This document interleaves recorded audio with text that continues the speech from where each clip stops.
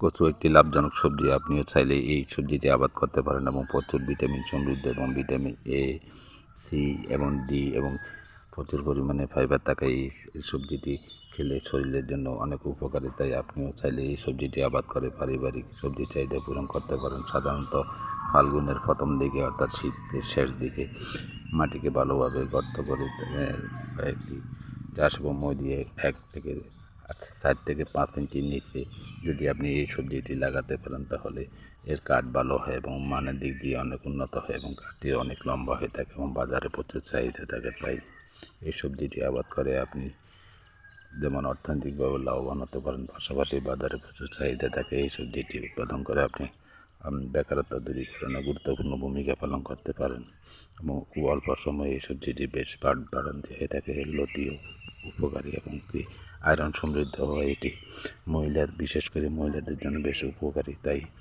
আপনি এই সবজিটি আবাদের দিকে নজর দিতে পারেন এবং এই সবজিটি আবাদ করে পারিবারিক প্রচুর চাহিদা এবং লতির চাহিদা পূরণ করতে পারেন এবং কচুর শাকও প্রচুর পরিমাণে ভিটামিন এ সমৃদ্ধ। তাই খেলেও আমাদের সাধারণত বিশেষ করে চোখের জ্যোতি বাড়াতে বেশ গুরুত্বপূর্ণ ভূমিকা পালন করে থাকে। এছাড়া গর্ভবতী মায়েদের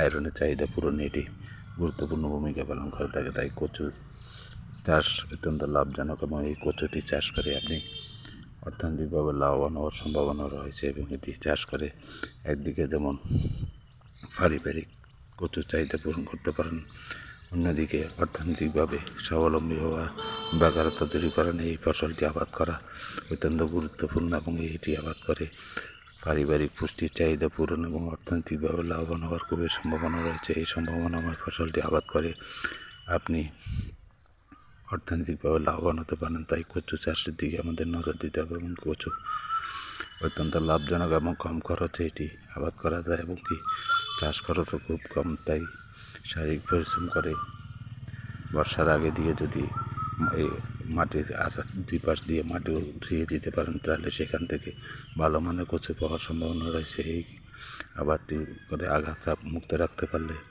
যথেষ্ট পরিমাণে ফলনের সম্ভাবনা রয়েছে এবং এই ফলনটি আবাদ করে আপনি পারিবারিক পুষ্টির চাহিদা পূরণ এবং বাজারের চাহিদা পূরণেও গুরুত্বপূর্ণ ভূমিকা পালন করতে পারেন। তাই কচু চাষের দিকে এগিয়ে আসুন, কচু চাষ করে অর্থনৈতিকভাবে লাভবান হন এবং পারিবারিক কচু চাহিদা পূরণ করুন। তাই এই কচু চাষের দিকে সবাই নজর দিন। সম্ভাবনাময় ফসল এবং এটি বর্তমানে বিদেশেও প্রচুর পরিমাণে রপ্তানি হচ্ছে। তাই ট্রেসিবিলিটি ঠিক রাখলে এবং কি অর্গানিক সার ব্যবহার করলে আপনি এই সবজিটি বিদেশে রপ্তানি করতে পারেন। যদি ভিডিওটি ভালো লেগে থাকে লাইক, কমেন্টস, ফলো দিবেন। ধন্যবাদ সবাইকে।